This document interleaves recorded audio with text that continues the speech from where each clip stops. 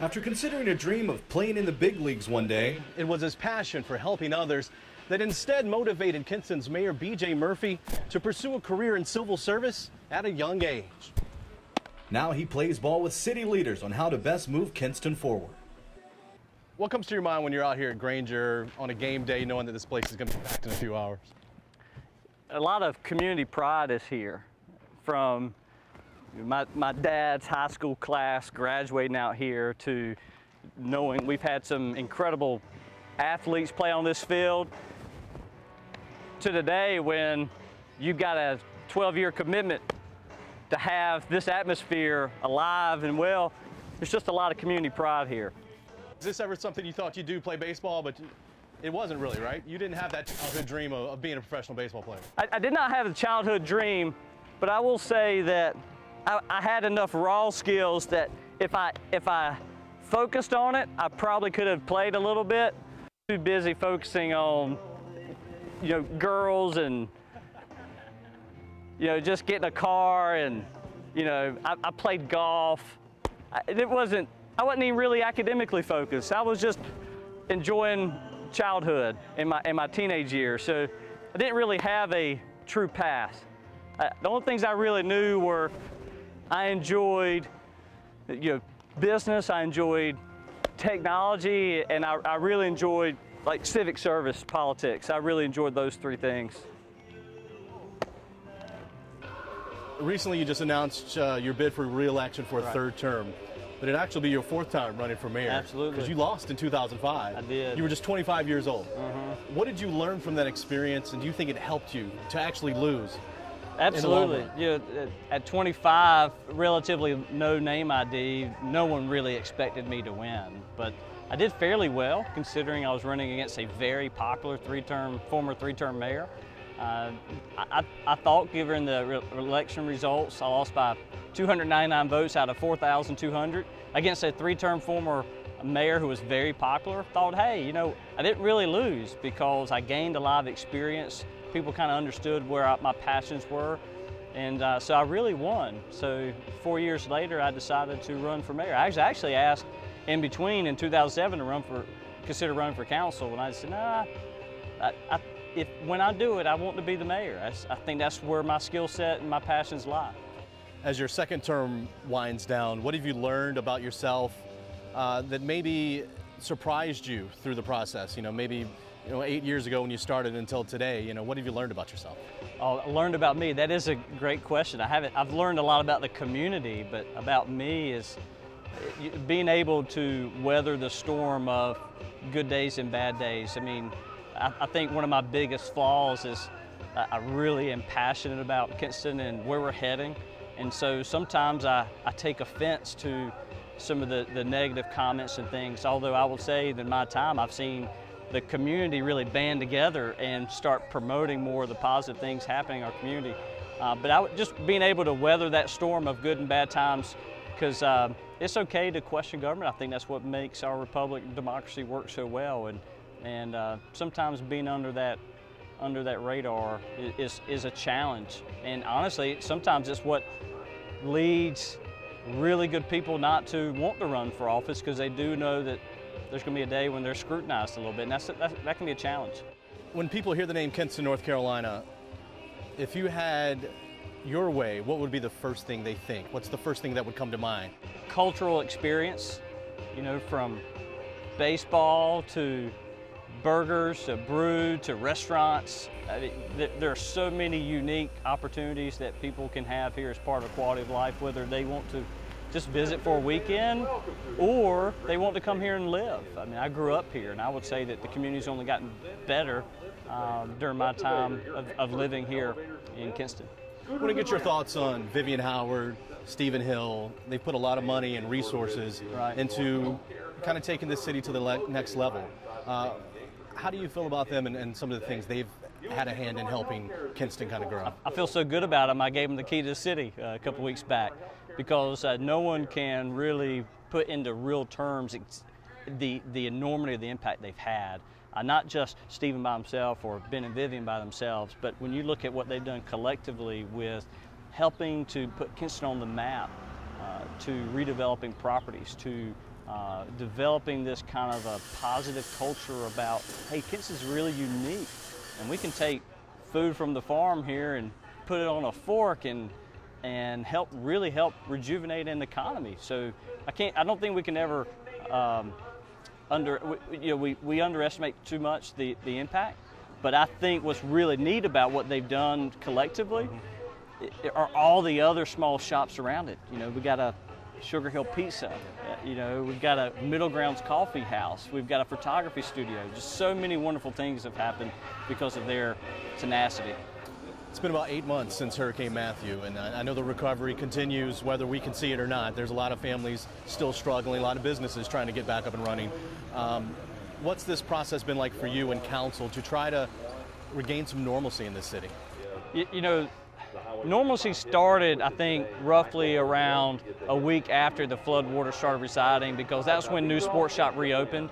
And we all saw that as symbolic of the tenacity of our community and the business community. But look, there's roughly a dozen or more families right now still live in hotels. There are roughly 50 citizens in Kinston who need a buyout, 150 more in the county. And so there's a couple hundred families here that, you know, they just weren't expecting this to happen. And now that it's happened, luckily from Floyd to Matthew, we were able to get a lot of people out of harm's way. But it's still a lot to take in, especially when we had that rain event in April where 7 months after Matthew, here we are doing it again. From the time of Matthew to today, we've always said it was the recovery that was going to take a lot longer and be much more difficult. On the flip side of that, you're trying to be proactive. You're meeting with state leaders, congressional leaders, trying to figure out what can we do collectively to maybe mitigate some of these situations in the future. How has that process been, and what kind of response have you gotten? Well, it may literally take an act of Congress to do what we really want to do. But I think what's really neat about all the synergies that you see happening is that a lot of the people who would be key stakeholders in those decisions were here during Matthew, I mean, like literally on the ground. They saw what we're talking about.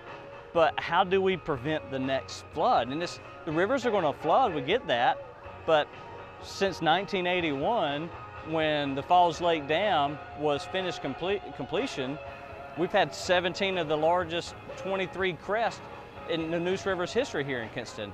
I'm not blaming it on the Falls Lake. What I'm showing really is simply the amount of growth you've seen in the Triangle and how we're impacted. We want them to grow. Our state's economy, our local economy does better because of that, but there's got to be a way to mitigate some of that growth via a dam or dredging or something. And I would tell you that our federal and state partners have been willing partners in working on solutions. I want to take you back to something that probably transformed your life unlike anything ever, and that was the death of your mother. Murdered when you were 4 years old. Right. Her killer wasn't brought to justice until 20-some years later. Right. I can't imagine going through something like that. How did that shape who you are today? Shaped us tremendously. You know, I learned a lot about, not just through that experience, because I truly didn't understand it until I was, 8 or 9, 10 years old, what really happened. I didn't comprehend what really happened. I just knew my mom wasn't there, and later my father remarried, and it's a little bit different family dynamic there, but it shaped me tremendously. I mean, and it also gives you belief in a system of justice. That even 2 decades later, through proper DNA evidence, that you really can bring closure for a family. I will tell you that I was fully supporting the death penalty. When the district attorney's office came to us and said, "What do y'all want to do?" But then when I looked at my dad, and he said, "I really don't want to go through 2 more weeks of seeing all the evidence and hearing it," I felt sympathy with that, and it was really my dad's call. And I'm very tickled the guy who did it will never see the outside of a prison again. I read an article from about 10 years ago that said that you actually had a chance to talk to the man who was convicted of your mother's death, and you forgave him. That has to take a lot of strength, because a lot of people in that situation are going to be bitter, angry. you weren't. You looked him in the eyes and said, "I forgive you." Why? Why? You know, maybe time heals. You know, 2 decades of wrestling with that. You know, I went through my periods of anger, remorse, to tears. But then when I realized that here's the guy, and he's never going to get out. He's never going to be able to do this to anybody else again. It was very easy for me, and I can't say the same for siblings. I mean, they wrestled with that. And I don't know exactly where they are in that process, but for me, I was ready to forgive and move on, because I didn't want that or him to haunt me and my family the rest of my life. I wasn't going to let him steal that joy. Just last week, a couple weeks ago, a bunch of mayors from across the state were here in Eastern North Carolina, going to Greenville, going to Kinston, mayors from Charlotte, Winston-Salem, Asheville, some large cities. What did you learn from them, and what do you hope they learned by coming to meeting you and experiencing Kinston? So I think what I learned from them is that they genuinely want to have this discussion of the urban and rural divide that we have in our state. You can say it doesn't exist, but it absolutely does. You look at any national election or statewide election, and you see where the red dots and the blue dots are. It is very evident as to the political divide. It's not east and west in North Carolina, or everybody against Charlotte Raleigh. It is an urban and rural divide in our state. And I think they genuinely want to have that conversation because they see us as their neighbors, their peers. And I think hopefully what they took away is that Eastern North Carolina has a lot to offer this state. From we saw some incredible robotic surgery. I mean, we literally saw robots, cutting open, cadavers and looking at the heart and performing surgery. And then you come here and you've got a relaxed your time at a brewery, to seeing a great tour of our community. We're really incorporating arts into our economic development. It was really neat experience. There is an east-west divide, but it's only concerning barbecue. That is true. The mayor of Lexington and I are really good friends, and we just want to agree to disagree on that subject. I'm on your side with this one. Look, by the way, I was in Lexington for the barbecue festival so that we could learn for hours, and so Newell, the mayor there, we were in line to get the buffet line to get the barbecue, which I was like, I just don't know about this, but I got it. And I said, Newell, what is this stuff right here? And he said, what do you mean that? I said, yeah, what's that red stuff? He said, Mayor, that's coleslaw. That's not the way we do it down east, buddy. It's green down east. Yes, let's talk a little bit about some food. What's your favorite restaurant? My favorite, you know what? With a family of 4, it's always deciding between like Pizzavilla and El Norteño and Chick-fil-A. I don't know if I have a real favorite, but we have the staples that we always go to. But because of family of 4, I go to Chef and Farmer on occasion with my wife for special stuff. But I like them all. I don't have a true preference. But growing up here, I've eaten at all of them. Yeah, I love it all. Favorite vacation spot?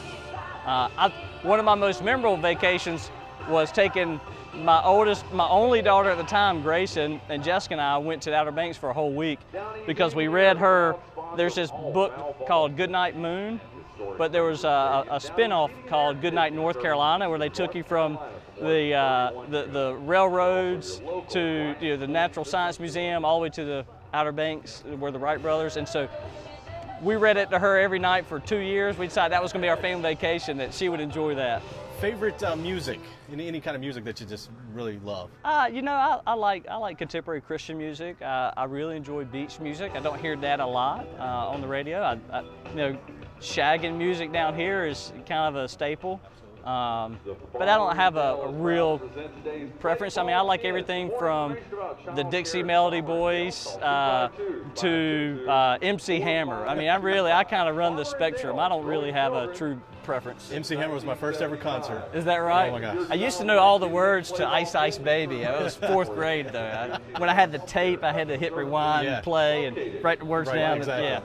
All right, so you've got 2 daughters, but say it's daddy-daughter, just one of you guys together. Right. And then how do those days differ between the daughters? It's so fun because my oldest, Grayson, she's 8, finishing up 3rd grade. My youngest, Catherine, she's 5, finishing up transition.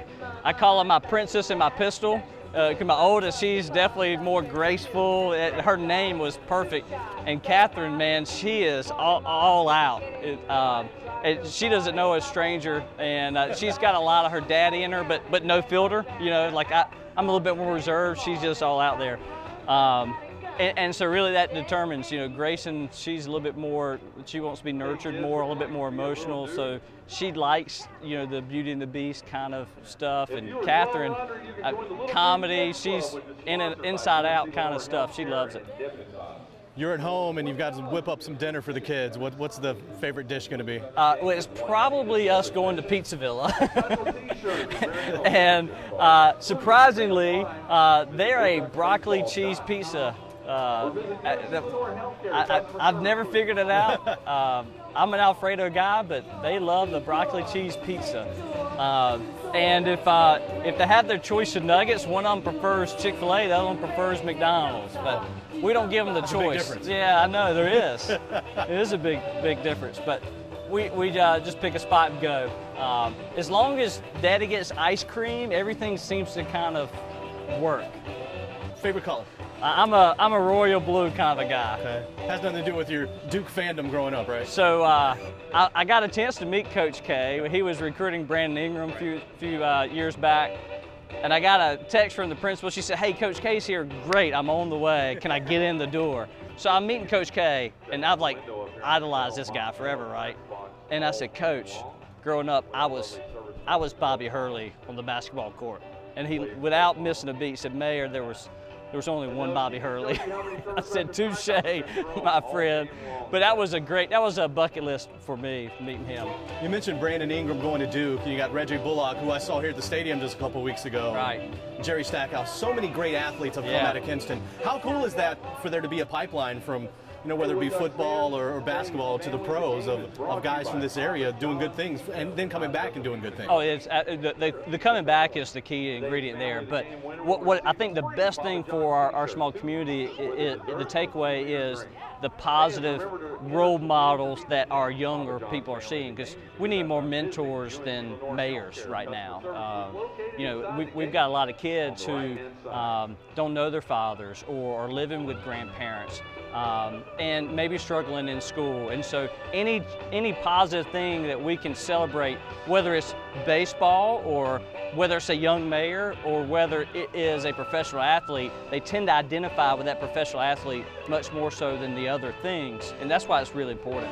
And it's got to be cool, too, when you're watching a game on national TV and they say, so-and-so, the star out of Kinston.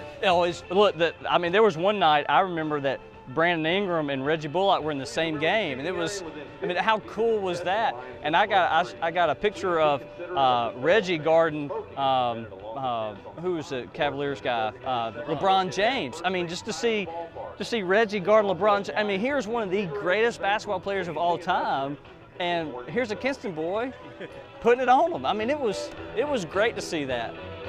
As we close things out, you talk about things that are great to see. The stadium's filling up, a lot of families. How great is it to have baseball back and to see families have another outlet with something to do here in Kinston? Yeah, baseball has been synonymous with our community for 8 or 9 decades. And these 5 years drought that we had were real tough. And, you know, we struggled with that because we knew we had opportunities for wooden bat leagues, but I mean, we invested in this field regardless of that. We made sure that she was maintained.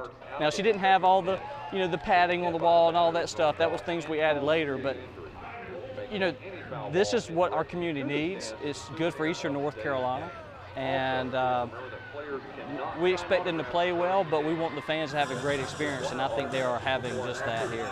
You know, those are some of the good things happening, but crime is still a problem. It is in many places across Eastern North Carolina. You've got a new police chief who's been on the job less than a year. Are you optimistic that some of these, you know, crime statistics are going down and you're headed in the right direction? The statistics prove for themselves that what we're doing collectively is working. I mean, the last couple of years, all the major indicators of crime are down. It doesn't mean that we're not immune to it. I mean, every town has crime, and so we expect it. The question will be to what degree and how often. And so, in fact, it actually spawned from a conversation I had with Zora a year and a half ago, and that was, I think we had a, there was a crime couple things with crime that happened over the weekend, and she came to me and said, well, this lady was afraid to come out of her house. And I said, okay. Well, I said, well, let's go meet downtown. I want to show you a few things, and I'd be happy to chat with you about this lady and what's going on.